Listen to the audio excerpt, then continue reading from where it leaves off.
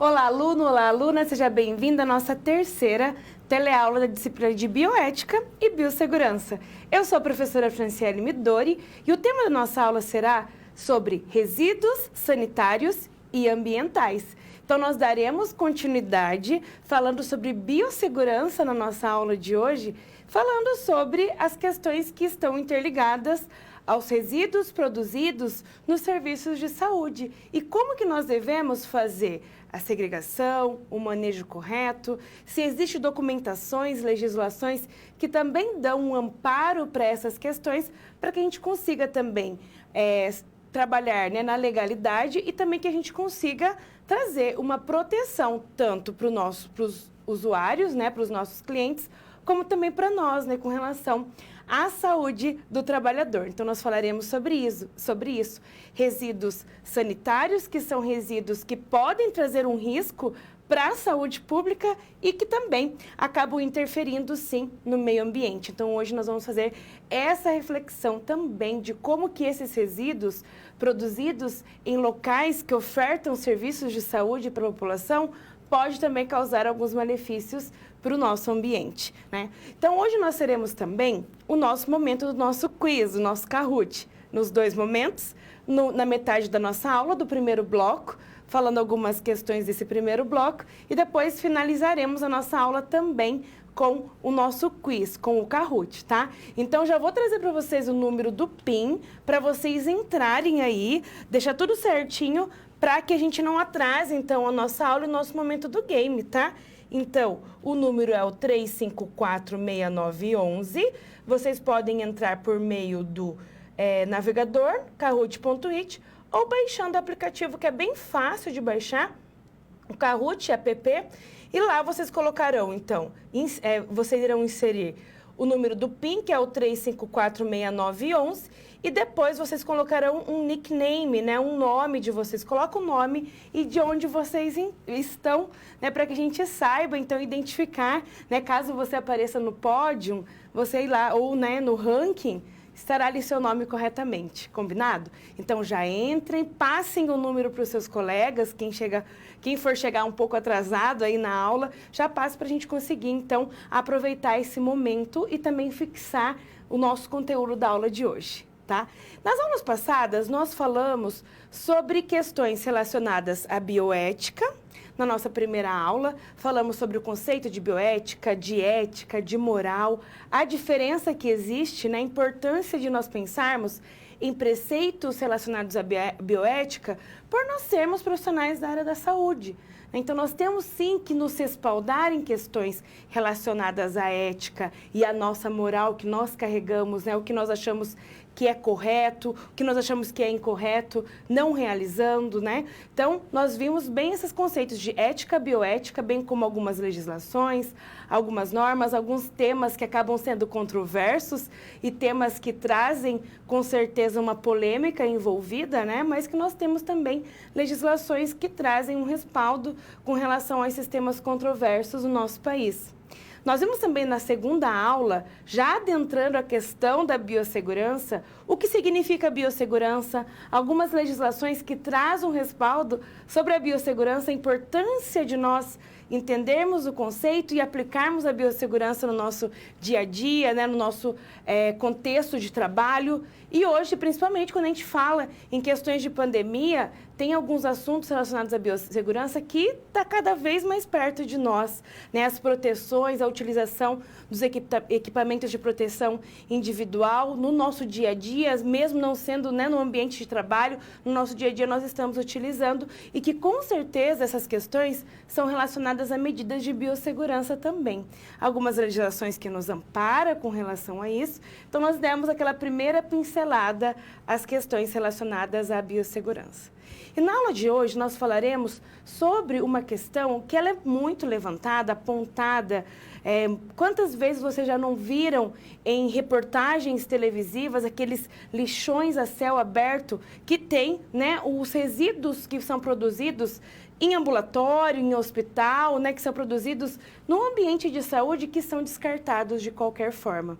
E isso pode trazer um malefício muito grande para a população e também, né, com relação à saúde pública e também ao meio ambiente, né? Então, esses resíduos que são produzidos num ambiente de serviços de saúde, nós precisamos ter, sim, uma atenção especial. Então, diante disso, a gente vai estudar quais são os resíduos. Então, eu trago para você no slide, né, que nós veremos sobre a questão dos geradores de resíduo, o que isso significa, né, esses geradores de resíduo, quem gera o resíduo, quais são os geradores de resíduo, os tipos de resíduo que nós temos, bem como a sua classificação, para nós entendermos, né, os tipos de resíduos e os resíduos que nós mais produzimos no ambiente hospitalar. Então, ele tem uma classificação, né, e essa classificação ela ajuda com certeza a gente organizar, né, realizar o plano de gerenciamento de resíduos diante desses fatos, para que a gente consiga, então,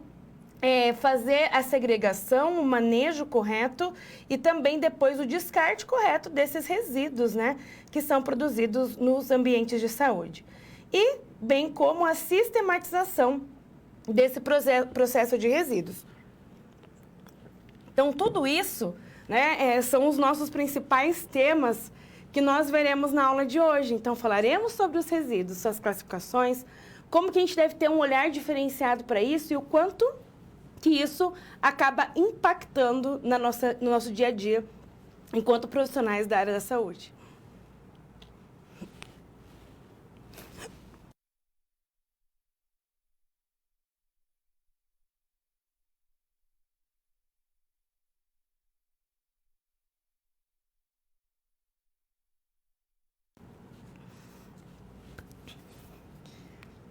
E agora vamos falar, então, de geradores de resíduos. Eu dei uma engasgada aqui, mas vamos continuar falando sobre isso. Então, vamos lá.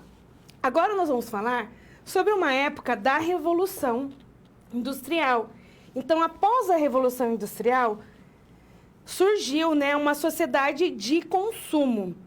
Então, nós começamos com a fase, né, de industrialização no nosso país, uma sociedade totalmente consumista e, consequentemente, uma necessidade de infraestrutura e locais para disposição final de resíduos sólidos. O que a gente tem que levar em consideração com isso também? Que com o processo, né, da Revolução Industrial e da industrialização, nós tivemos também um aumento da quantidade de hospitais e também, né, de serviços de saúde, que produziam demasiadamente um número grande de resíduos sólidos em saúde. E esses resíduos eram biológicos, o lixo comum, lixo químico. E aí começou a despertar essa necessidade de nós nos preocuparmos em como que esses dejetos, eles são, então, dispostos, né, no meio ambiente.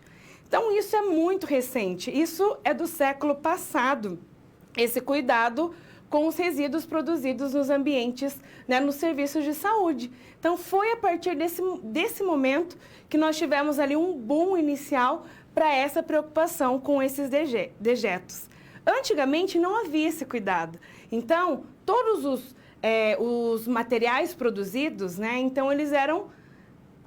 Cada empresa, cada hospital, cada clínica tinha um jeito particular, né, de conduzir como que deveria ser, então, a destinação desses lixos. Então, é algo novo. Então, é algo que nós estamos nos preocupando, crescendo e melhorando cada vez mais essas questões. Voltando para o slide.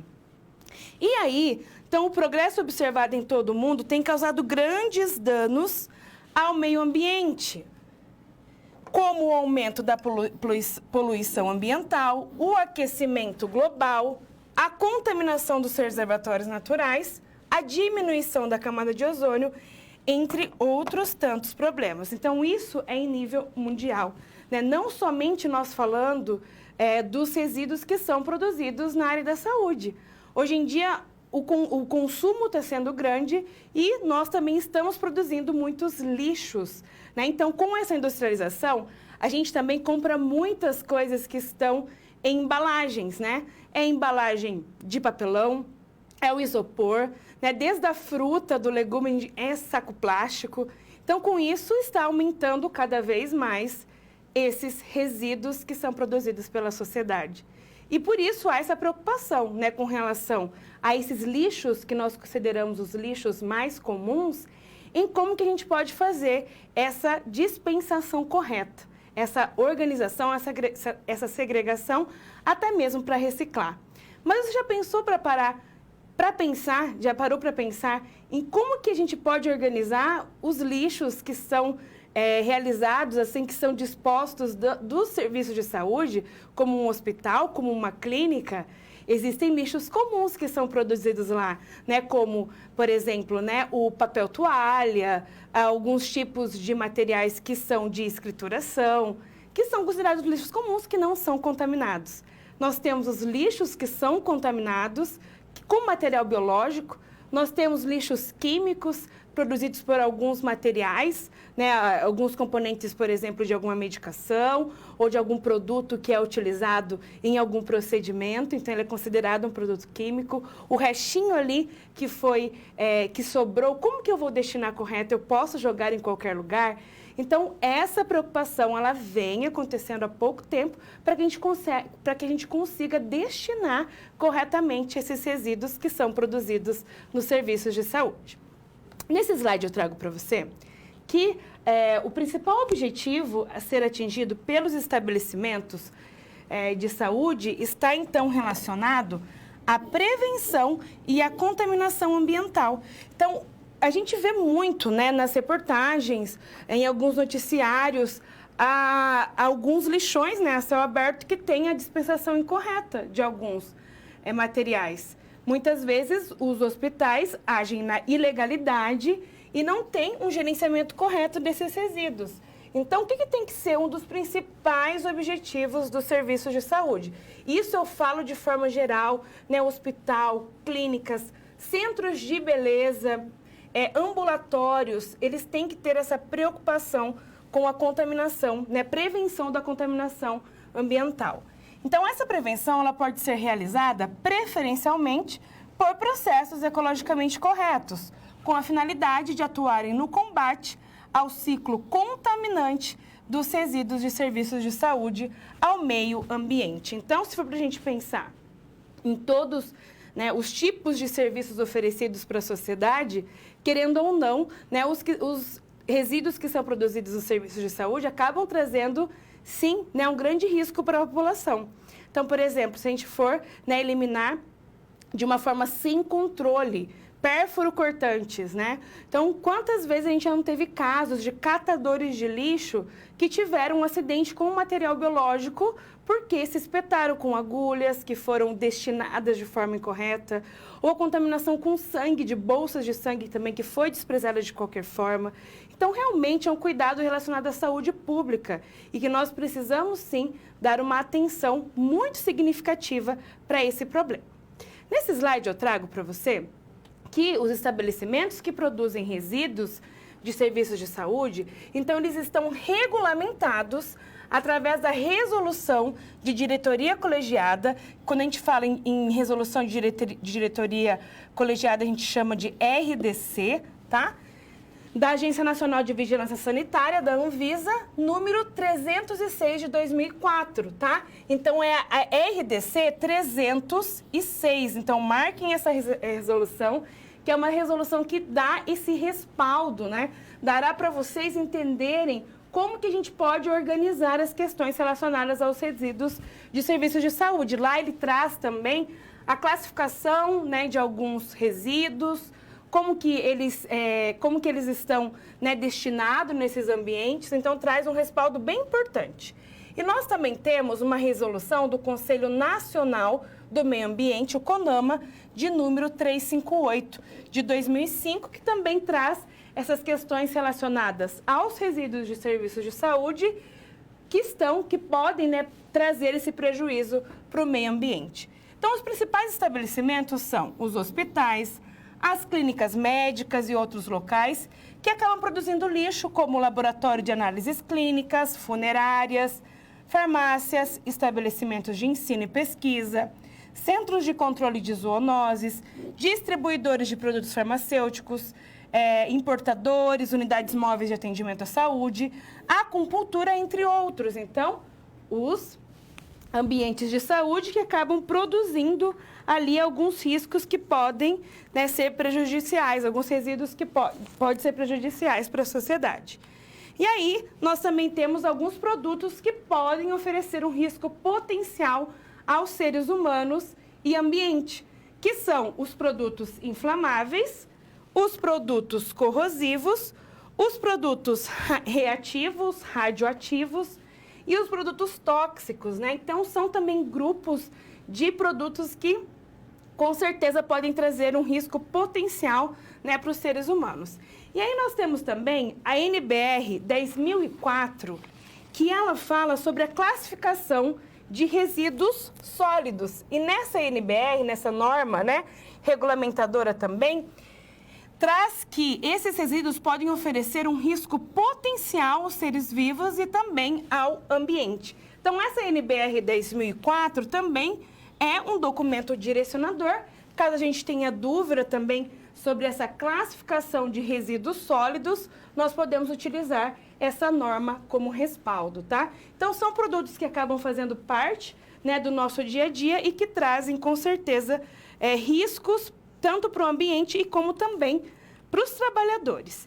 E aí nós temos alguns tipos de resíduos de serviços de saúde que nós podemos considerar que são mais comuns de terem no nosso dia a dia de trabalho. Então, por exemplo, nós temos o resíduo que ele é considerado infectante e ele é utilizado essa logo, né, para descrever, por exemplo, na embalagem, na hora que nós formos organizar, né, fazer a segregação desse lixo. Quando a gente utiliza em uma terminologia, né, de resíduos, a gente fala muito em segregar. Quando eu falo em segregar, é o separar, é organizar, né, de acordo com a especificidade de cada resíduo. Então, esse resíduo infectante, ele está ligado muito ao grupo dos agentes biológicos, né? Então, que pode trazer algum tipo de contato e pode trazer, né, ele ser infectante para a população. Então, por isso que nós chamamos, né, de grupo infectante e vocês podem utilizar, então, esse símbolo, né, essa simbologia de grupo infectante. Então, geralmente, a gente faz essa comparação, né, classificando, então, os grupos infectantes também, os agentes biológicos. Agora, vamos estudar o outro grupo. Nós temos também os resíduos químicos, que ele é utilizado essa simbologia, né, de resíduo químico. Então, o resíduo químico ele está muito interligado com os medicamentos, né, os produtos químicos que nós utilizamos no nosso dia a dia, os produtos químicos que podem trazer um risco para o meio ambiente e também de saúde ocupacional. O resíduo pérfuro cortante, que ele é considerado também um resíduo infectante, tá? Por isso que é muito parecido, né, os símbolos de resíduo perfurante com o pérfuro cortante com o infectante. Então, o pérfuro cortante a gente pode classificar as agulhas, as lâminas, os bisturis, né? Então, são resíduos que podem ter estado em contato com algum agente biológico e que, se nós tivermos esse contato, né, perfurando a nossa pele, por exemplo, a gente tem um risco muito grande de contaminação também. E o resíduo comum, que é o resíduo que a gente produz naturalmente, né, papel higiênico, os materiais de escrituração, o papel toalha, né? Então, são os plásticos das embalagens. Então, geralmente, há essa realização dessa classificação, dessa segregação, como eu falei anteriormente, até mesmo pensando no custo depois de como que esse lixo será tratado, né, desse resíduo será tratado. Então, por exemplo, se a gente joga num ambiente hospitalar onde não há contaminação, todos os lixos produzidos no material contaminado, quando a gente fala em questão de gestão, pode ter um aumento absurdo do peso, né? Porque paga-se pelo peso, né, do resíduo produzido. Então, ali a gente tem, se a gente não faz uma segregação correta, a gente acaba descartando indevidamente o material junto com o material contaminante, infectante, por exemplo, e acaba aumentando os custos, né, relacionado a esse resíduo. Então, tudo isso a gente tem que ter uma preocupação especial. Então, eu trouxe para você alguns desses principais, né, tipos de resíduos que são produzidos no ambiente de saúde.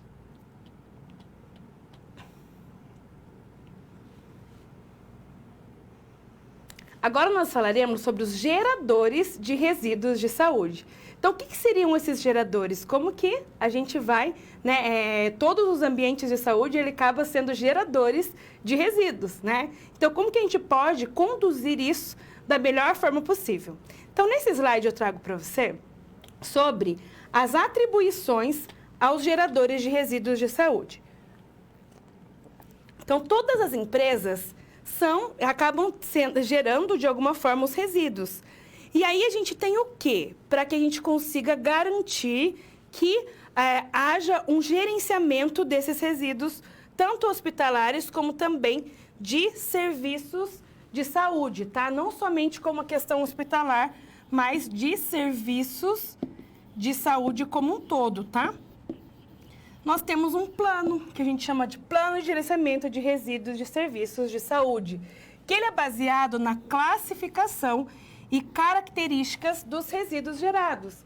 E ele deve obedecer aos critérios técnicos, legislativos, né, de legislação ambiental, normas de coleta e transporte dos serviços locais de limpeza urbana, entre outros. Então, uma forma de eu garantir que há, né, uma organização dos serviços que são geradores de resíduos é por meio desse plano, né? Então, existe esse plano de gerenciamento de resíduos que nós veremos daqui alguns blocos explicando certinho como que ele funciona, mas isso é algo que é uma responsabilidade da empresa que gera esse resíduo, tá? Então, eles têm essa responsabilidade de realizar esse plano e apresentar junto à vigilância sanitária também. Então, muitos locais nós precisamos disso até mesmo para a liberação do alvará sanitário, né? Para que haja o funcionamento da clínica, funcionamento de um centro de beleza, né? Dos hospitais,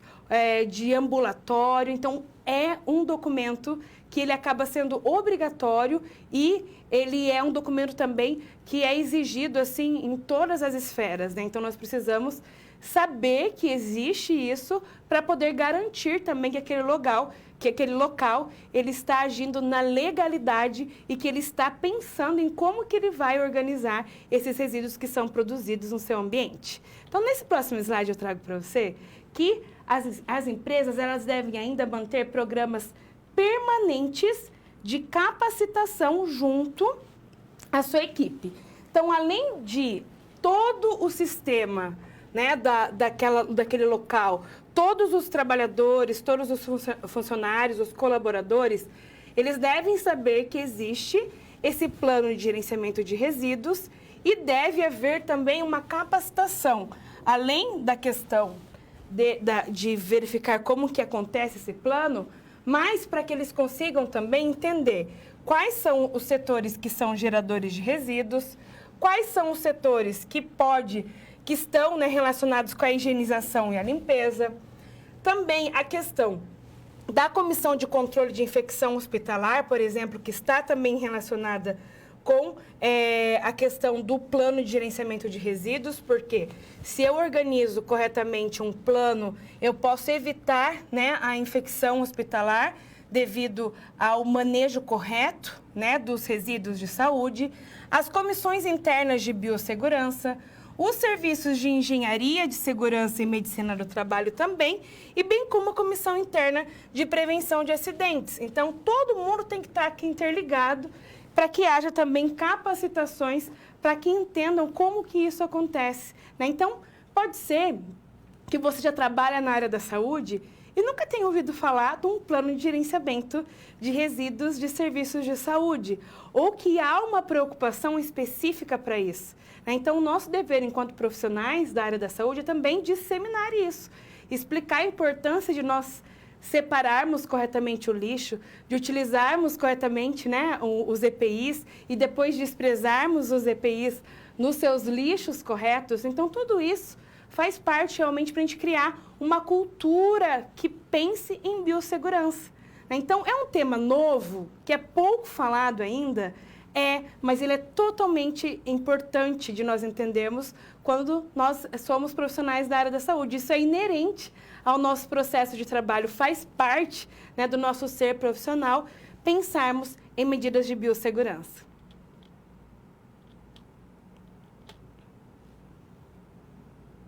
Agora nós falaremos da classificação dos resíduos, começando então pelo grupo A. Vamos conhecer o grupo A?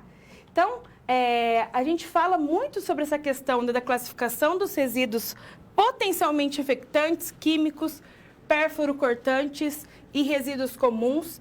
E quando eu falo, então, nesse grupo A, ele é classificado em grupo A, B, C, D e E, eu estou falando, então, com a possível presença de agentes biológicos que, por suas características de maior virulência ou concentração, pode apresentar, então, risco de infecção. Então, quando eu falo em grupo A, eu estou falando do quê? Eu estou falando dos agentes biológicos, né? Dos resíduos que estão ali presentes em contato ou que são classificados, né, como agentes biológicos. Por exemplo, nós temos, então, como uma gase, quando a gente tem presença de sangue, por exemplo, né? Então, a gente classifica como um grupo A de resíduos potencialmente, né, infectantes. Por exemplo, uma atadura com alguma secreção corpórea, também ele é classificado como grupo A, tá? E aí, nessa classificação de grupo A, nós temos o quê? Subgrupos, tá? Aqui ficou torto. Acho que eu não vou escrever, não. Então, temos subgrupos, tá? Que são considerados o A1, o A2, o A3, o A4 e o A5. Então, ele subdividiu esse grupo A para que fosse, então, reclassificado alguns objetos para cada um desses subgrupos. Então, por exemplo, nós temos o grupo A1, que são culturas, estoques de micro-organismos. Então, por exemplo, né, num laboratório, que é realizado algumas culturas ou alguns procedimentos que utilizou para a realização de alguns estoques de micro-organismos, por exemplo. Então, esses micro-organismos, essas culturas utilizadas, elas são classificadas como um A1. O A2, nós temos, por exemplo, as peças anatômicas animais, né? Então, por exemplo, numa clínica veterinária, se foi feito, né, alguma amputação de algum membro, é classificado como A2. O A3 é classificado, por exemplo, as peças anatômicas humanas, né? Então, por exemplo, no centro cirúrgico, quando tem alguma cirurgia, né, que precisa amputar algum membro, o lixo que é produzido, o resíduo que é produzido nesse centro cirúrgico, ele é classificado, então, como A3. O A4, quer dizer, né, o A4 é oriundas de um centro cirúrgico, o A3 são peças anatômicas que não são do centro cirúrgico, por exemplo, num pronto-socorro, né, teve algum processo, alguma amputação ou a perda de alguma parte de um humano, né, então, que precisa ser descartada, ele é considerado como A3. O A4, que é as peças anatômicas que são, então, descartadas no centro cirúrgico, tá? E o A5 também são classificadas como materiais pérfuro-cortantes, agulhas, lâminas, né, alguns bisturis. Então, no grupo A, o A5 são os objetos pérfuro-cortantes. No grupo B, estão relacionados com substâncias químicas. Então, a gente faz uma relação que o grupo B faz parte os dejetos, né, os resíduos que têm substâncias químicas presentes, que podem apresentar, então, um risco à saúde pública ou ao meio ambiente, dependendo de suas características de inflamabilidade, corrosividade, reatividade e toxicidade também. Então, quais poderiam ser os produtos que são classificados como grupo B? Alguns produtos hormonais, antimicrobiano, antineoplásicos, resíduos de desinfetantes, resíduos contendo metais pesados, reagentes para laboratório, efluentes de processadores de imagem. Então, dependendo, né, do local que tem a necessidade de realizar alguns exames de imagem, nós temos, né, esses efluentes de processadores que são produtos químicos e que precisam ter também uma destinação correta, e os efluentes dos equipamentos automatizados utilizados em análises clínicas também, que a gente classifica como grupo B, que tem a ver com as substâncias químicas. Já o grupo C, eles estão relacionados com quaisquer materiais resultantes de atividades humanas que contenham radionuclídeos em quantidades superiores aos limites de eliminação especificados nas normas da Comissão Nacional de Energia Nuclear e para os quais a reutilização é imprópria ou prevista. Então, são os materiais resultantes de laboratórios de pesquisa e ensino na área de saúde. São também, né, em casos de laboratórios de análises clínicas, serviços de medicina nuclear e radioterapia, que contenham radionuclídeos em quantidades superior aos limites de eliminação. Então, aqui a gente tem essa classificação como os materiais radioativos, né, que estão fora do limite de normalidade. Então, geralmente, né, nos laboratórios que eles acabam manuseando, né, diretamente esses materiais radionucleares, então eles precisam ter uma atenção especial. E aí a gente tem até uma pergunta, mas esses materiais também não fazem parte, né, dos dejetos, dos resíduos que são produzidos no ambiente hospitalar? Na verdade, a gente não há um contato tão grande com esses materiais, nem há, né? A gente tem um contato muito grande nos ambientes de saúde com a parte química, biológica, né, que são algumas questões físicas, né, que fazem parte também dos riscos que nós temos no ambiente de serviços de saúde, mas nós não mexemos diretamente com produtos radioativos. É claro que tem, por exemplo, um setor de radioterapia, né, que tem, querendo ou não, uma radioatividade maior, mas também nós temos essas exceções, né? Então, a gente falando de nível mais geral, as nossas principais preocupações têm que ser com relação aos contatos que nós temos com os agentes biológicos e com substâncias químicas também. Então, esse grupo, ele faz parte dos materiais radioativos. Vamos conhecer o outro grupo? Agora nós temos o grupo D, que estão relacionados a resíduos que não apresentam risco biológico, químico ou radiológico à saúde ou ao meio ambiente, podendo ser equiparados aos resíduos domiciliares.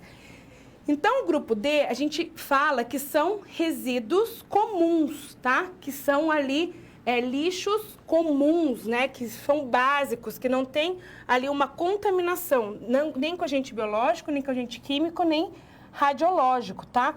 Então, como, por exemplo, papel de uso sanitário, fralda, absorventes higiênicos, resto alimentar de pacientes, sobras de alimentos e do preparo de alimentos, resto alimentar de refeitório, resíduos provenientes das áreas administrativas, resíduos de varrição, flores, podas e jardins, resíduos de gesso proveniente da assistência à saúde. Então, são resíduos comuns, que não são contaminados, né? Então, que eu posso, muitas vezes, até reciclar, né? Então, por isso que a gente fala que são lixos resíduos comuns.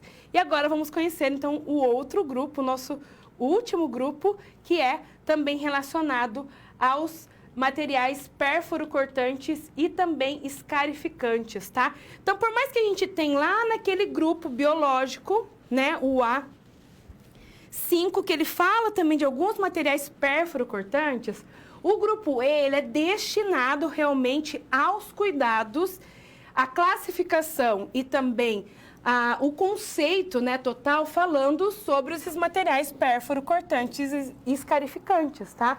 Então, é um grupo que a gente fala que realmente ele é destinado a esse tipo de material, né, o pérfuro-cortante e escarificante. Então, como exemplos do grupo E, nós temos as lâminas de barbear, as agulhas, os dispositivos intravenosos agulhados. Então, esses dispositivos intravenosos agulhados são aqueles acessos, né, que a equipe de enfermagem ela acaba fazendo no paciente, que tem uma agulha que vai por dentro, né? Então, por exemplo, o abocate, né, o scalp, quem aí já passou por um atendimento e precisou tomar alguma medicação, é aquele em formato de borboleta, que é colocado, né, na nossa veia, geralmente na região do antebraço, ou também aquele mandrilzinho, que é o abocate, né, que é aquela, querendo ou não, a gente utiliza para colocar o catéter de silicone também, tá? Então, são dispositivos intravenosos que também são considerados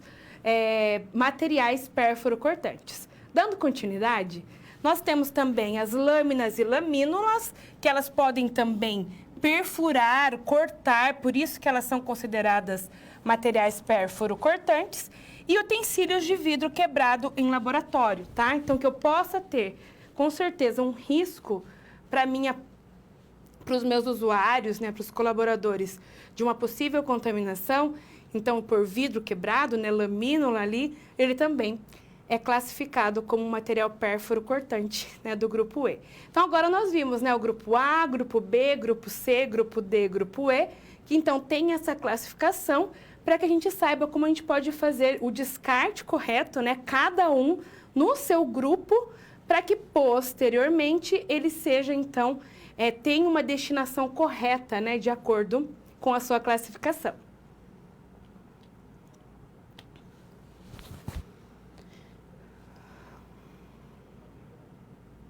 Agora eu quero trazer para você um acidente que foi muito conhecido aqui no nosso país com material radioativo. Você já ouviu falar do acidente com Césio 137? Ele aconteceu lá na década de 80, teve com certeza uma repercussão nacional e internacional muito grande, e agora nós iremos estudar e eu vou também falar para você como que aconteceu esse acidente. Vamos lá?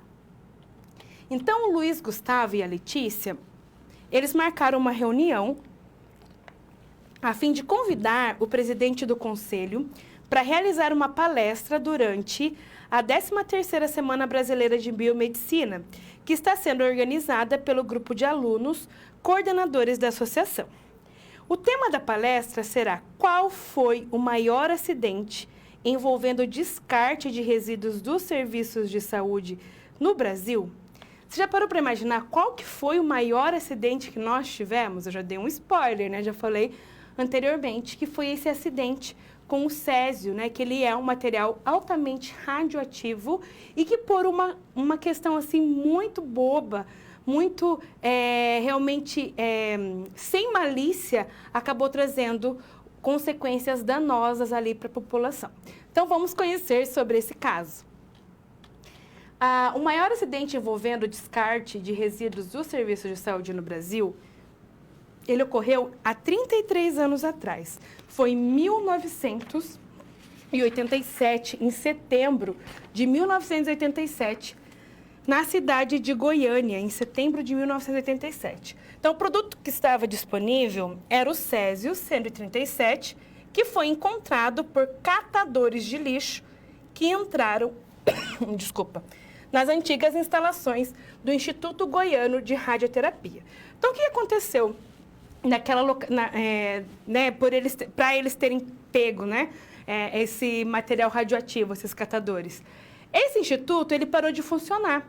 Então, ele ficou abandonado e ali permaneceram alguns materiais, né, alguns equipamentos que eram utilizados ali para fazer alguns exames de imagem. E esses aparelhos, eles tinham, né, o Césio 137 em grande quantidade. Esses catadores de lixo, eles olharam, né, aquele equipamento e pensaram: nossa, ele deve ser, a gente deve conseguir um dinheiro bem bom com ele, porque deve ter chumbo, né, deve ter alguns outros metais, que por ser pesado, eu vou conseguir ganhar um dinheiro em cima disso. Então, esses catadores de lixo, eles pegaram esse material e levaram, né, para poder vender e assim, né, ganhar um dinheiro com isso. Voltando para o slide. Então, eles encontraram, né, esse aparelho de radioterapia abandonado e os dois catadores, com a ajuda de um carrinho de mão, levaram um equipamento para casa, né, para ser vendido. Então, com a violação desse equipamento, foram espalhados no meio ambiente vários fragmentos do Césio 137 na forma de um pó azul brilhante, provocando a contaminação de diversos locais, especificamente aqueles que houve manipulação do material e para onde foram levados a várias partes desse material. Então, o que eles acharam? Eles acharam muito bonito, porque ele era um pó azul que radiava. Então, imagina, né? Eles não tinham essa noção de que era um material radioativo, acharam super interessante, destruíram, né, aquele material, abriram e separaram as suas partes e cada parte foi levada para um local. E com isso, então, foi disseminando, né, essa radiação por vários locais. Então, com isso, nós tivemos, então, um acidente que foi muito falado na época, porque as pessoas começaram a apresentar náusea, vômito, e até a esposa de um desses catadores de lixo fazer esse link, sabe, entre esse equipamento que foi alterado, que eles pegaram, e as pessoas que entraram em contato, todo mundo estava tendo o mesmo sinal e sintoma, aí que foram perceber que era devido a isso. Então, aí entrou as comissões, né, que estão relacionadas a acidentes com materiais nucleares, isolaram essas pessoas, fizeram vários exames. Então, teve pessoas que tiveram uma contaminação só de roupa e de objetos, então eles conseguiram se descontaminar após algum tempo, mas teve pessoas que teve uma contaminação maior, né, por meio do contato, da absorção da pele, da inalação, e tivemos também até, diante, né, de todo esse acidente, 4 óbitos, né? Então, essa síndrome que ela acaba ocasionando devido ao contato com o material radiológico, que tem toda essa radiação, ele provoca hemorragia e até mesmo uma infecção generalizada. Então, de toda essa contaminação, acho que mais de 12 mil pessoas no total foram contaminadas, 4 pessoas vieram a óbito. Então, vou trazer para vocês algumas imagens da época desse acidente que, devido, né, à falta da gente conseguir realmente estabelecer um fluxo correto do descarte, né, de alguns materiais dos serviços de saúde, acabou provocando, né, na população. Então, eu trago para você nesse slide sobre algumas fotos, né, da época. Então, imagina, né, lá em 1987, todo o transtorno que nós tivemos. Então, nós tivemos, na verdade, né, 112 mil pessoas contaminadas, né, que foram afetadas, na verdade, monitoradas. E dessas, 249 foram contaminadas. Dessas, 14 evoluíram para questões mais graves e 4 óbitos. Então, olha, né, o transtorno que aconteceu na época devido a um acidente, a um descarte incorreto desse equipamento que era utilizado para radioterapia, que foi, né, deixado ali à mercê no meio ambiente, ali naquele local, sem controle nenhum, e que teve realmente uma repercussão muito grande. Então, fora realmente aqueles acidentes com usinas nucleares que nós temos, né, há alguns relatos históricos, esse acaba sendo um dos maiores acidentes sem ser de usinas nucleares. Então, olha que interessante e que vale a reflexão, né, para nós tentarmos pensar, né, sobre essa importância de nós planejarmos o descarte correto dos resíduos dos serviços de saúde.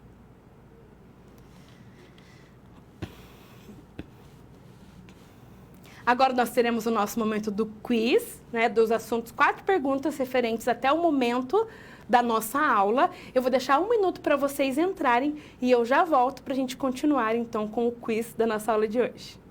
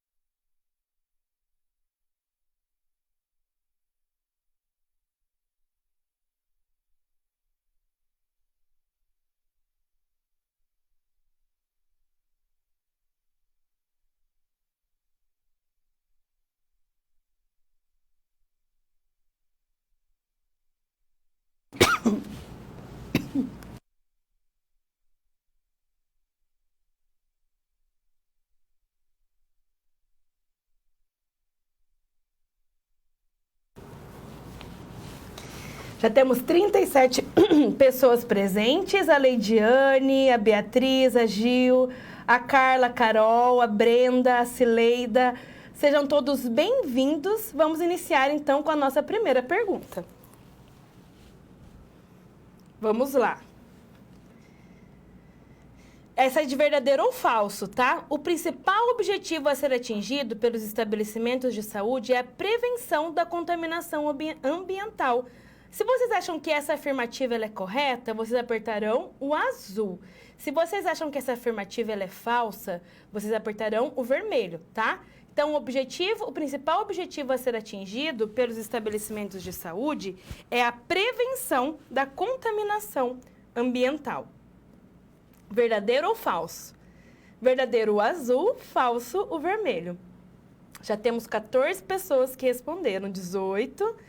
Verdadeiro, 13 pessoas acertaram, tá? É a gente não tentar, né, pensar nas questões ambientais como forma de prevenção realmente, né, diante do que nós estamos disponibilizando, né, para o meio ambiente dos resíduos dos serviços de saúde. Então, a Érica em primeiro, a Isabela em segundo, a Estela em terceiro, a Marília em quarto e a Bianca em quinto. Vamos para a nossa segunda pergunta. A NBR que apresenta a classificação dos resíduos sólidos. A NBR 10.001, a NBR 10.002, a NBR 10.003 ou a NBR 10.004. É a NBR que apresenta a classificação dos resíduos sólidos. NBR 10.001, a 10.002, a 10.003 ou a 10.004. Eu trouxe para vocês falando dessa NBR, que ela traz sobre a classificação, né, dos resíduos sólidos, explicando ali a sua classificação. Então, é a NBR 10.004, tá, pessoal? Que vocês podem utilizar também como uma referência para vocês saberem, né, a classificação dos resíduos sólidos. A Marília em primeiro, a Bianca em segundo, a Camila em terceiro, a Érica em quarto e a Isabela, deve ser Maria Isabela, em quinto. Vamos para a nossa terceira pergunta. Ó, o grupo A está relacionado a agentes biológicos, substâncias químicas, material radioativo ou lixo comum. Então, o grupo A, ele está relacionado a agentes biológicos, substâncias químicas, material radioativo ou lixo comum. Esse também está fácil, né? Então, agentes biológicos, vermelho, substâncias químicas, o azul, material radioativo, o amarelo e o lixo comum, o verde. 24 pessoas responderam e 11 acertaram. O grupo A está relacionado, então, aos agentes biológicos, tá? Substâncias químicas, letra B. Material radioativo é o grupo D, né? É o grupo C, né? E o lixo comum é o grupo D, tá? Então, temos a Marília em primeiro, a Camila em segundo, a Bianca em terceiro, a Olga em quarto e a Leidiane em quinto. Vamos para a nossa quarta e última pergunta desse ciclo, tá? O lixo comum, ele faz parte de qual grupo? Grupo A, grupo B, grupo C ou grupo D? O lixo comum, que a gente considera, né, como um lixo comum, ele faz parte de qual grupo? O grupo A, o vermelho, o grupo B, o azul, o grupo C, o amarelo ou o grupo D, o verde? O lixo comum faz parte de qual grupo? Grupo A, grupo B, grupo C ou grupo D? 17 pessoas responderam, 19 e 7 pessoas acertaram. O grupo D, né? Eu até tinha falado anteriormente que o lixo comum, ele fazia parte do grupo D. Então, nós temos a Camila em primeiro, a Bianca em segundo, a Marília em terceiro, a Olga em quarto e a Leidiane em quinto lugar, certo? Então, vamos continuar a nossa aula e no final nós teremos mais 4 questões para finalizarmos a aula de hoje, fixarmos o nosso conteúdo e assim teremos o nosso ranking final da aula de hoje. Então, vamos continuar com o nosso próximo tema.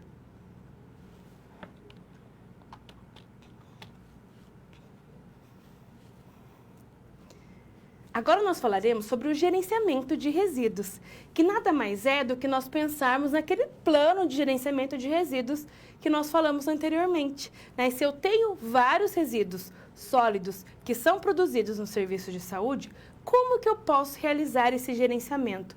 Como que eu posso organizar?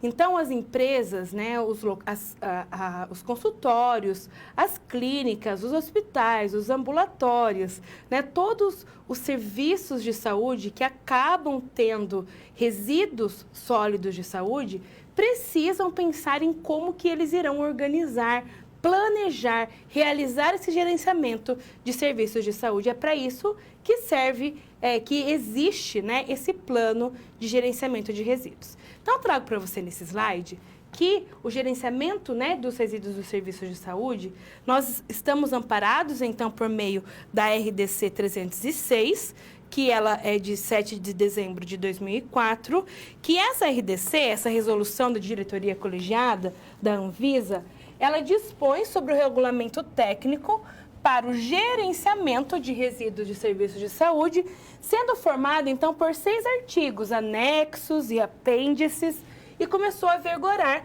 em substituição à resolução, a RDC 33 de 2003. Então, nós tivemos essa atualização.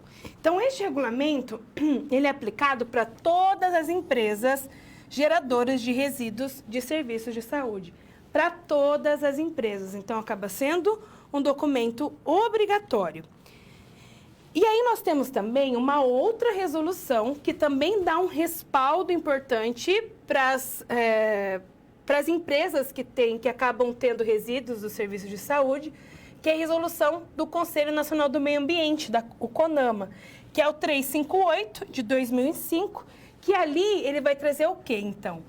Algumas disposições sobre o tratamento e a disposição final também dos resíduos do serviço de saúde. E esse documento acaba, então, dividindo os resíduos em 5 grupos de risco: o A, o B, o C, o D e o E.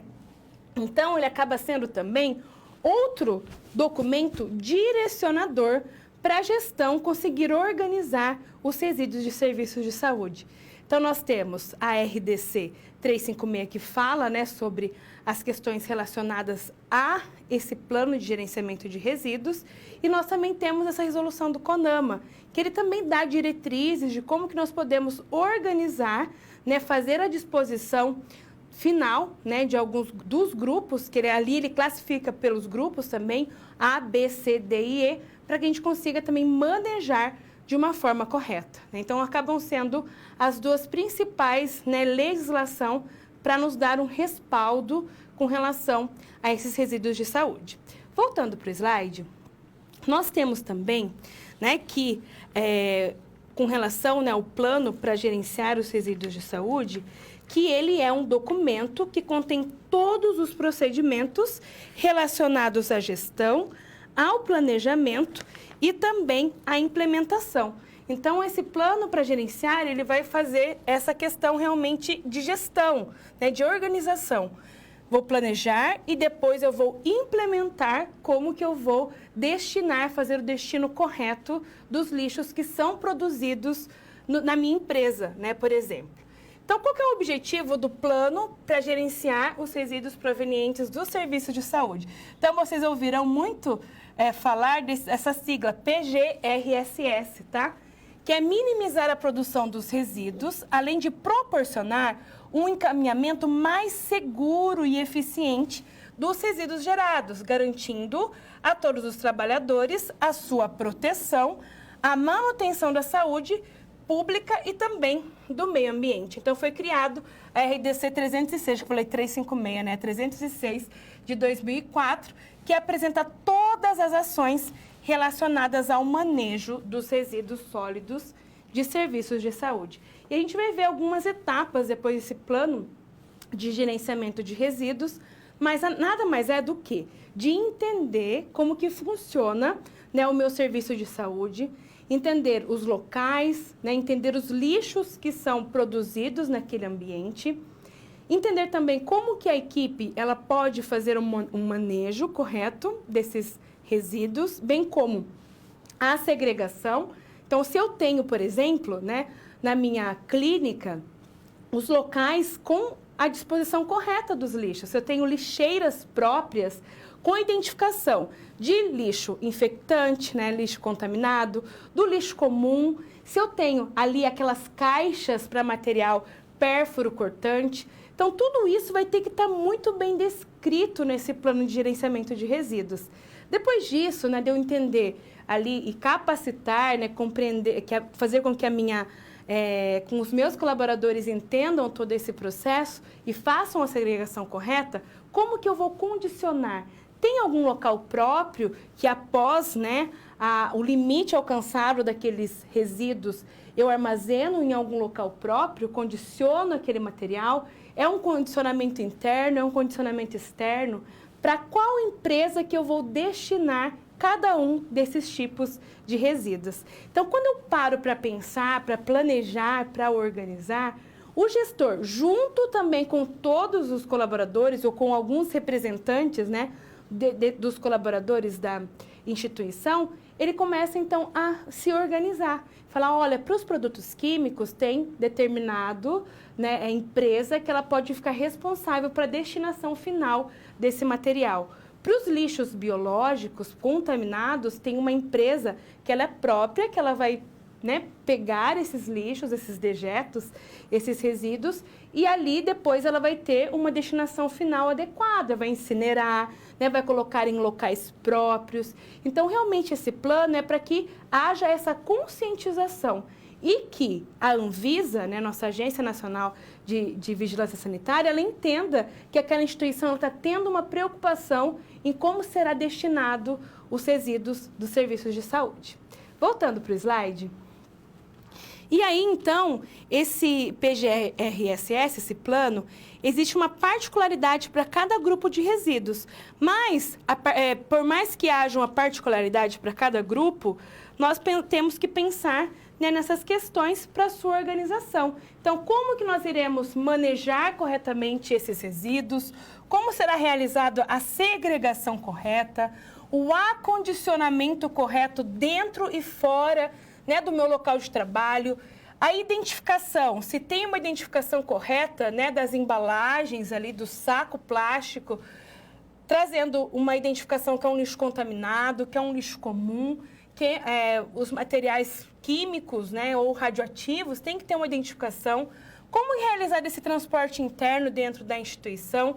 Se há um armazenamento temporário ou não, se há formas de tratamento dentro da instituição ou fora da instituição, se há um armazenamento externo, como que é a disposição final desses resíduos. Então, isso são, passo a passo, são etapas para também ajudar, auxiliar nessa organização do plano de gerenciamento de resíduos de serviços de saúde, tá? Então, para a gente pensar, como eu falei anteriormente, nas questões de segregação, acondicionamento, transporte interno, transporte externo, qual vai ser as empresas, né, que vão fazer a destinação final desses resíduos. Então, tudo isso tem que ser muito bem organizado, muito bem planejado pelas empresas, pelas instituições que oferecem, né, serviços de saúde para a população.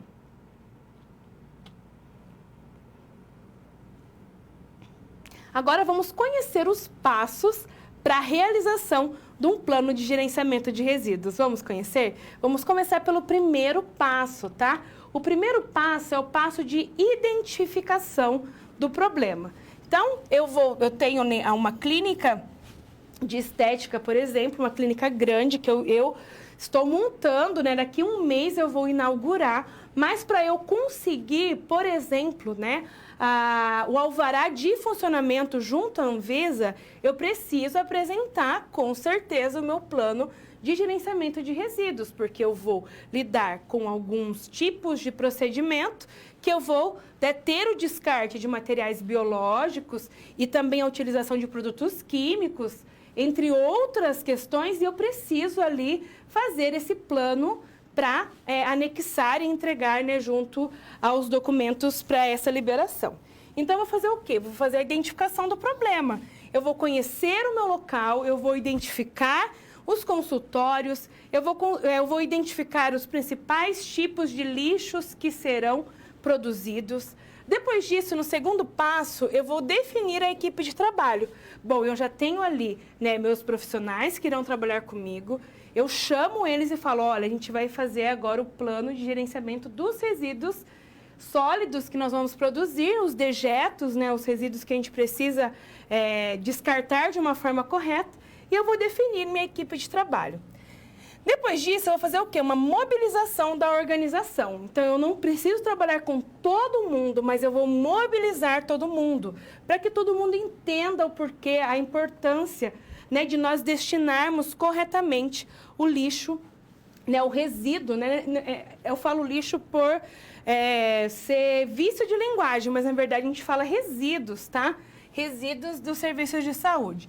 E aí, o diagnóstico da situação dos resíduos, entendendo então cada um dos resíduos que serão produzidos, identificando os locais, né, para que aconteça, para que a gente consiga planejar também os tipos de resíduos que são produzidos.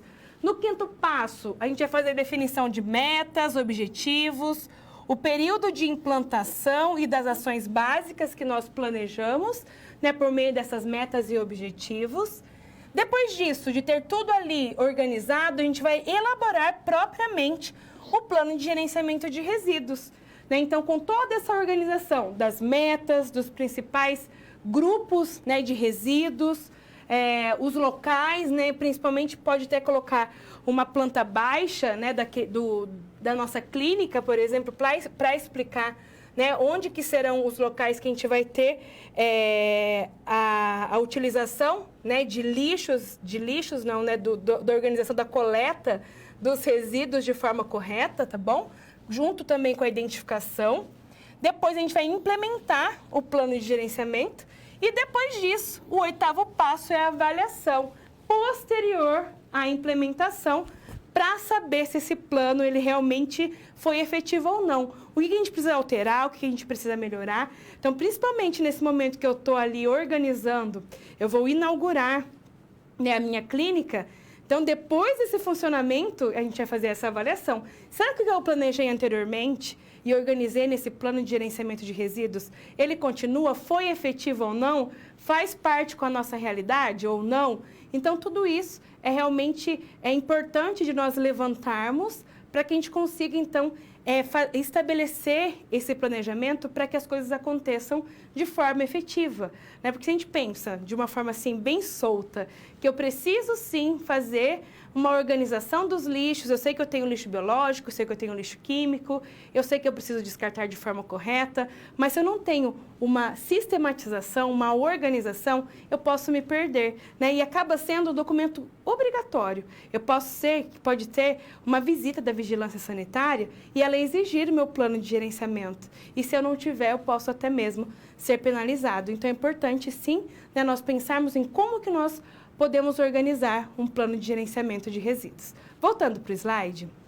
E aí, então, todos os resíduos de serviços de saúde, eles devem ser segregados e embalados em sacos ou recipientes, sendo que a capacidade de acondicionamento dos sacos ou recipientes deve ser compatível com a geração diária de cada tipo de resíduo. Então, dentro de todas essas questões que nós levantamos, né, sobre a organização de um plano, a gente tem que pensar como que serão manuseados, né, principalmente a capacidade de cada embalagem ali de receber esses resíduos. Então, os sacos e recipientes que são pouco resistentes ou estão mal fechados ou ainda muito pesados, podem aumentar os riscos de acidentes de trabalho. Portanto, os resíduos não podem ultrapassar 2/3 do volume total dos sacos ou recipientes. Então, são questões importantes de serem levados em consideração com relação a isso também. E os recipientes que vão receber os sacos devem ser constituídos de material lavável, resistente à ruptura e ao vazamento, e devem possuir uma tampa que contém um sistema de abertura na qual não exista necessidade de contato manual, cantos arredondados e também resistente ao tombamento. Então, são características importantes de nós levarmos em consideração. Todos os resíduos líquidos precisam ser acondicionados em recipientes próprios e compatíveis com o líquido que vão armazenar, sendo resistentes e rígidos, com tampa rosqueada e vedante. Os resíduos pérfuro-cortantes ou escarificantes devem estar condicionados separadamente no local de sua geração e imediatamente após o uso. Devem estar, então, em recipiente rígido, estanque, resistente à ruptura e ao vazamento, impermeável, com a tampa contendo a simbologia adequada, né? Então, principalmente quando a gente fala em pérfuro cortante, a gente tem esse descarpaque, né, que a gente chama, que é essa embalagem, e nós temos ali que seguir adequadamente esse limite, que tem essa aqui, né, uma linha, que é o limite ali, porque nós não devemos ultrapassar, né, para que não haja ali alguns acidentes e que possa comprometer, dando um risco, né, e comprometer a saúde dos nossos trabalhadores.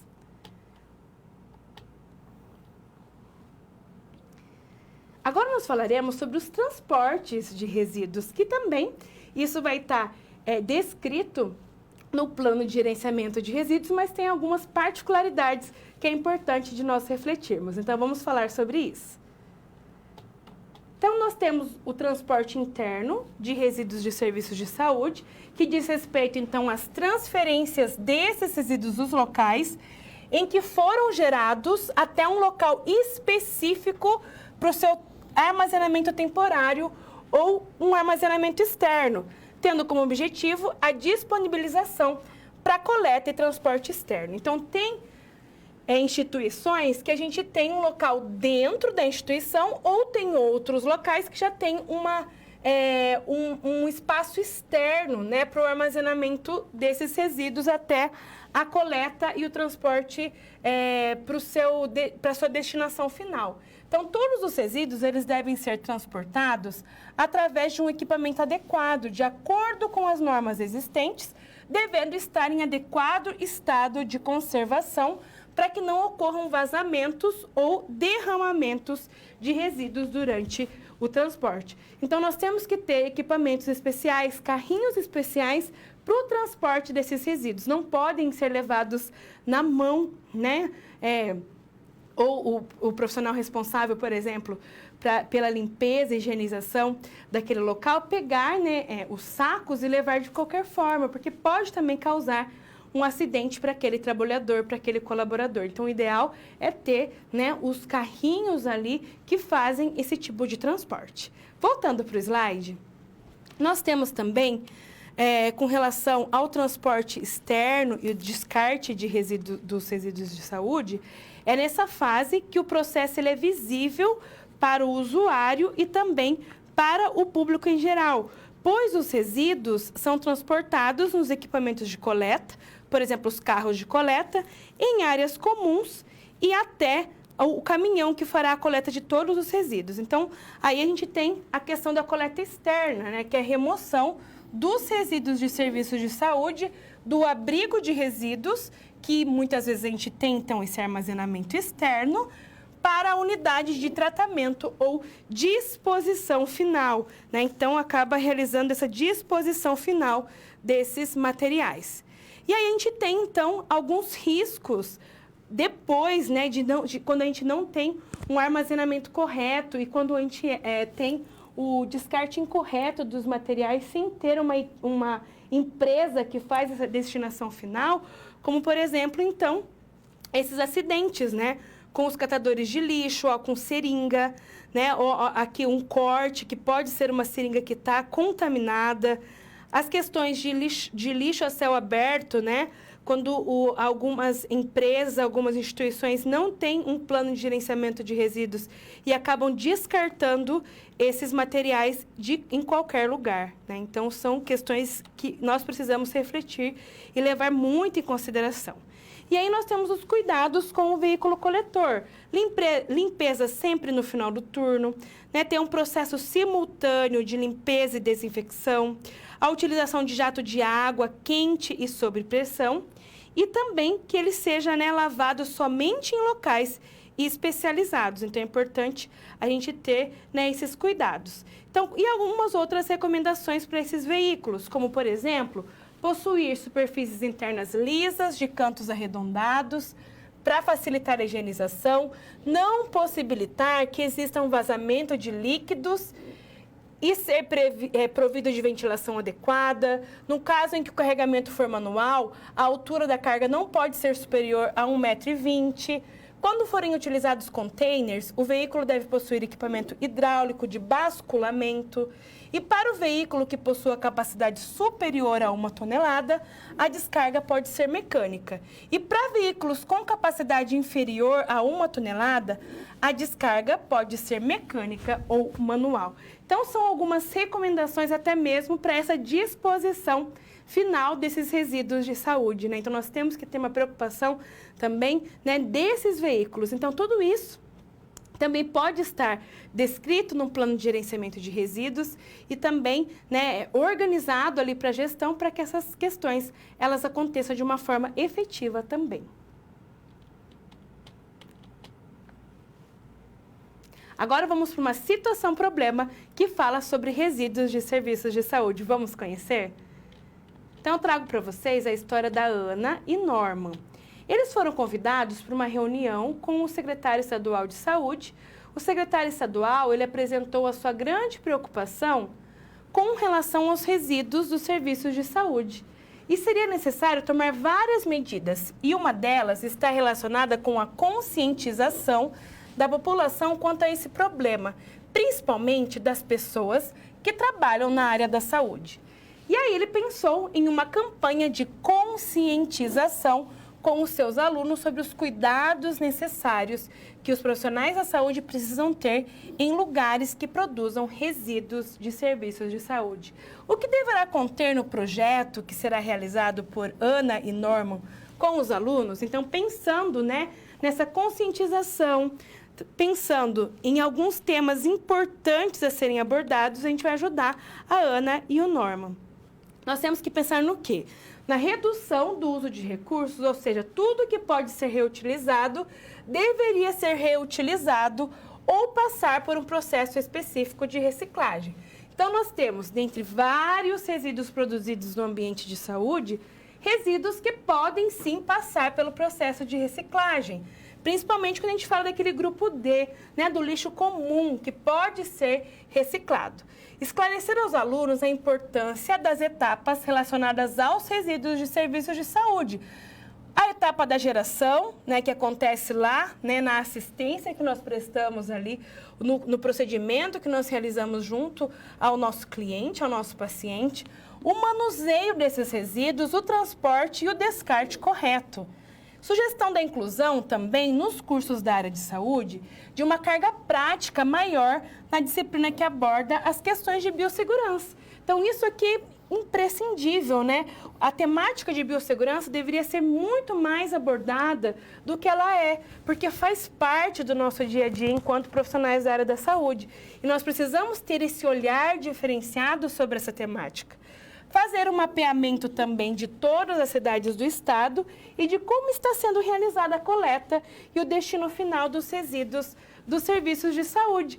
Então, isso poderia ser também uma discussão, né? Pegar as principais instituições, as principais empresas e fazer ali um comparativo, né, de como que está acontecendo o plano de gerenciamento de resíduos. Existe esse plano? Quais são as empresas que são responsáveis, né, para a destinação final de alguns grupos ali de resíduos que são gerados nos serviços de saúde? Por exemplo, né, os biológicos do grupo A, né, os agentes biológicos, como que é feito o descarte, né, das peças anatômicas, né? Quais empresas são responsáveis para isso? Dos produtos químicos, né, do lixo comum, há algumas empresas relacionadas à reciclagem que fazem essa coleta, né, posterior desses lixos. Então, dá para fazer, né, um trabalho bem interessante ali junto com os alunos, pensando nessa conscientização, pensando em utilizar a biossegurança como um tema que deve ser abordado não somente, por exemplo, na disciplina de bioética e biossegurança, mas em todas as disciplinas que têm esse contato, né, nós profissionais com os nossos clientes, né, para que a gente tenha essa concepção da importância de nós nos protegermos e protegermos a saúde deles também, protegermos o meio ambiente, né? Então, são questões ali que é de cidadania, é questão, né, de pessoal, né, do nosso profissional também, para que a gente consiga ter um mundo melhor, né, e também sermos profissionais melhores, né? Então, tudo isso faz parte, né, desse contexto e para a gente também criar uma cultura de biossegurança, que é algo cultural, né, que nós precisamos ali desenvolver passo a passo, dia a dia, essa questão até que ela faça parte, assim, do nosso dia a dia, sem que a gente sinta, né? E acaba sendo algo ali realmente automático da nossa vida profissional.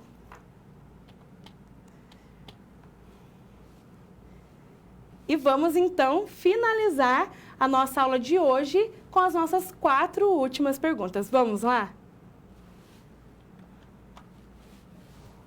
Então, a gente tem a Camila em primeiro, a Bianca em segundo, a Marília em terceiro, a Olga em quarto e a Leidiane em quinto.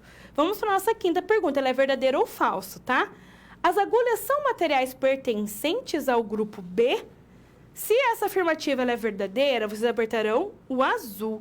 Se vocês acham que essa afirmativa ela é falsa, vocês apertarão o vermelho, tá? Eu acho que agora vai demorar um pouquinho para vocês entrarem, né? Mas quem saiu, ó, o PIN é 3546911, tá? Então, as agulhas são materiais pertencentes ao grupo B? Verdadeiro ou falso? Verdadeiro azul, falso vermelho.